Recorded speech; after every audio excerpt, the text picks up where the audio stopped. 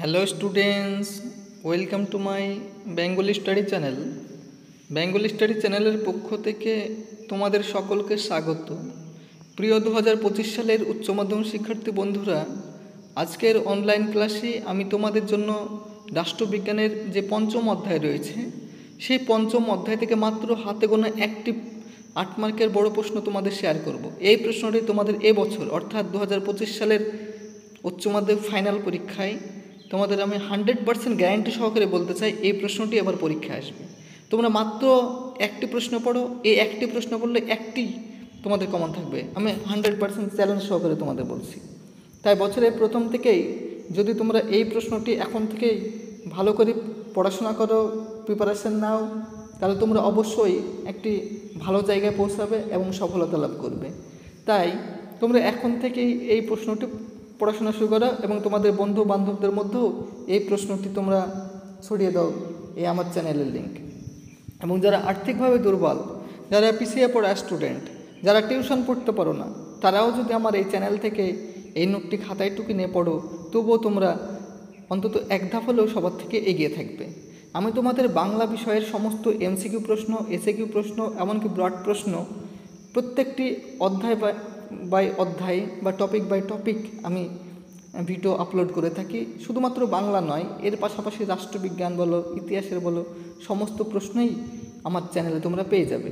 তাই আমার চ্যানেলটি তোমরা কন্টিনিউ ফলো রাখো, দেখবে তোমাদের অনেক উপকৃত হবে। এবং তোমাদের আজকে আমি যে প্রশ্নটি বলছি, এই প্রশ্নটি এই বছরের জন্য অত্যন্ত গুরুত্বপূর্ণ। তাই তোমরা বছরের শুরু থেকে এই প্রশ্নটি পড়ে নাও। তাই আলোচনা শুরু করার পূর্বেই তোমরা যারা নতুন আমার এই চ্যানেলে ভিডিও দেখছো, তারা অবশ্যই আমার এই চ্যানেলটিকে সাবস্ক্রাইব করবে এবং পাশে থাকা বেল আইকন বেলটি প্রেস করে অল নোটিফিকেশন অন করে দেবে, যাতে করে আমার এই ভিডিওটি ছাড়ার সঙ্গে সঙ্গে সবার আগে তোমাদের কাছে পৌঁছে যায়। তাই দেরি না করে চলো শুরু করি আজকের মূল আলোচনা। দেখো, তোমাদের যে পঞ্চম অধ্যায় রয়েছে, সেই পঞ্চম অধ্যায়ের যে একটি মাত্র প্রশ্ন পড়লে এই একটি মাত্র প্রশ্নই তোমাদের কমন আসবে, সেই প্রশ্নটি চলো আমরা দেখে নিই। উদারনীতিবাদ কাকে বলে, এর বৈশিষ্ট্যগুলি আলোচনা করো। এই প্রশ্নটি এ বছরের জন্য সবচেয়ে গুরুত্বপূর্ণ। তোমরা একটি প্রশ্ন পড়ো, একটি প্রশ্নই তোমরা কমন পাবে, আমি তোমাদের চ্যালেঞ্জ সহকারে বললাম। চলো এই প্রশ্নের সঠিক উত্তরটি আমরা দেখে নিই। প্রথমে তোমরা পয়েন্ট করবে উদারনীতিবাদ। উদারনীতিবাদ বলতে সেই মতবাদকে বোঝায় যা ব্যক্তির স্বাধীন চিন্তার ও মত প্রকাশের অধিকারের ওপর গুরুত্ব আরোপ করে, ব্যক্তিগত সম্পত্তির অধিকারকে অপরিহার্য মনে করে ও রাষ্ট্রের কার্যাবলীকে সীমিত করতে চায়। অর্থাৎ ব্যক্তি স্বাধীনতার অনুকূল পরিস্থিতির সৃষ্টির জন্য যে চিন্তাধারার উদ্ভব ও বিকাশ হয় তাই হলো উদারনীতিবাদ। উদারনীতিবাদ ব্যক্তি স্বাধীনতার উপর সর্বাধিক গুরুত্ব প্রদান করে বলে অনেকে এই মতবাদকে ব্যক্তি স্বাতন্ত্র্যবাদ বলেও অভিহিত করেন। উদারনীতিবাদের 3টি রূপ রয়েছে। এগুলি হলো 1 নম্বর সনাতন উদারনীতিবাদ, 2 নম্বর নয়া উদারনীতিবাদ, 3 নম্বর সংশোধনমূলক উদারনীতিবাদ। জে.এস. মিল, বেনথাম, গ্রিনলেস্কি, রবার্ট ডাল প্রমুখরা হলেন উদারনীতিবাদের মুখ্য প্রবক্তা। এবারে তোমরা পয়েন্ট করবে উদারনীতিবাদের বৈশিষ্ট্য।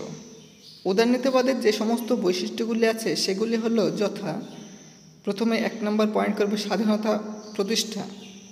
উদারনীতিবাদে ব্যক্তির স্বাধীন চিন্তা, স্বাধীনভাবে মতামত প্রকাশ এবং ধর্মীয় স্বাধীনতা প্রভৃতি ব্যক্তিগত স্বাধীনতাগুলিকে অপরিহার্য বলে স্বীকার করা হয়েছে।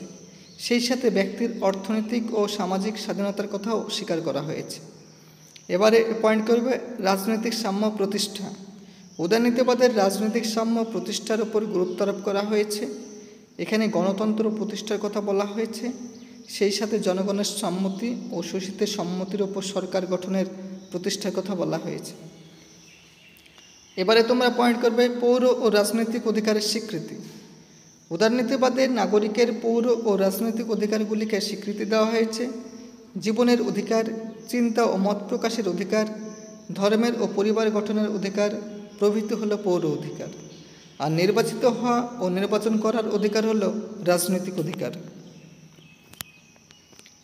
পরের পয়েন্টে আলোচনা করার পূর্বেই তোমরা যারা নতুন আমার এই চ্যানেলের ভিডিও দেখছো তাদের উদ্দেশ্যে আমার একটি বার্তা: তোমরা অবশ্যই আমার এই চ্যানেলটিকে সাবস্ক্রাইব করবে, লাইক করবে, কমেন্ট করবে এবং চ্যানেলটি বন্ধু বান্ধবের মাধ্যমে অধিক পরিমাণে শেয়ার করবে। কারণ আমার এই চ্যানেলটি যেহেতু নতুন, সেহেতু আমার এই চ্যানেলটি যাতে ভবিষ্যতে অনেক দূর প্রসারিত হয়, অনেক দূর অগ্রসর হয় এবং চ্যানেলটি যাতে কন্টিনিউ তোমাদের সাপোর্ট করতে পারে, সেজন্য তোমাদের সহযোগিতা আমি একান্তভাবে কামনা করি। তাই কথা না বাড়িয়ে চলো পরের পয়েন্টে আমরা দেখে নিই। সাংবিধানিক পদ্ধতিতে সরকারি পরিবর্তন। পয়েন্ট করে তোমরা লিখবে, উদারনীতিবাদে শান্তিপূর্ণ নির্বাচনের মাধ্যমে জনগণের দ্বারা সরকারি পরিবর্তন স্বীকৃত হয়েছে। এর জন্য অবশ্য বিপ্লব ও হিংসার কথা স্বীকার করা হয়নি। এবারে তোমরা পয়েন্ট করবে স্বাধীন ও নিরপেক্ষ বিচার ব্যবস্থা। স্বাধীন ও নিরপেক্ষ বিচার ব্যবস্থা নাগরিকের মৌলিক অধিকারগুলিকে সংরক্ষণ করে রাখে। এবারে তোমরা পয়েন্ট করবে প্রাপ্তবয়স্কের ভোটাধিকার স্বীকৃতি। উদারনীতিবাদের জাতি, ধর্ম, বর্ণ, দরিদ্র, স্ত্রী, পুরুষ, শিক্ষিত, অশিক্ষিত, শ্বেতকায়, কৃষ্ণকায় নির্বিশেষে সমস্ত সুস্থ প্রাপ্ত বয়স্ক পরিবারের ভোটাধিকার প্রদানের নীতিকে স্বীকার করে নেওয়া হয়েছে। এবারে তোমরা পয়েন্ট করবে ব্যক্তিগত সম্পত্তির স্বীকৃতি। উদারনীতিবাদের ব্যক্তিগত সম্পত্তির অধিকারকে স্বীকার করা হয়েছে। বলা হয়েছে যে জনগণের সম্পত্তির অধিকার না থাকলে তাদের কাজকর্ম উৎসাহ আসবে না এবং এর ফলে দেশের উন্নতি বাধাপ্রাপ্ত হয়। এবারে তোমরা পয়েন্ট করবে পারিবারিক স্বাধীনতা। পরিবারের মধ্যে যে কোনো নারী যে কোনো পুরুষের মতো পূর্ণাঙ্গ ব্যক্তিত্ব প্রকাশের অধিকার যুক্ত। পরিবারের পুরুষের মতো নারীরও সম্পত্তির অধিকার, বিভিন্ন চুক্তির অধিকার, ব্যবসা পরিচালনার অধিকার প্রভৃতি অধিকার থাকবে। তাই পরিবারের মধ্যে স্বামী ও স্ত্রী সমান মর্যাদা সম্পন্ন। এবারে তোমরা লাস্ট পয়েন্ট করবে উপসংহার। সমালোচকরা বিভিন্নভাবে উদারনীতিবাদের সমালোচনা করেছেন।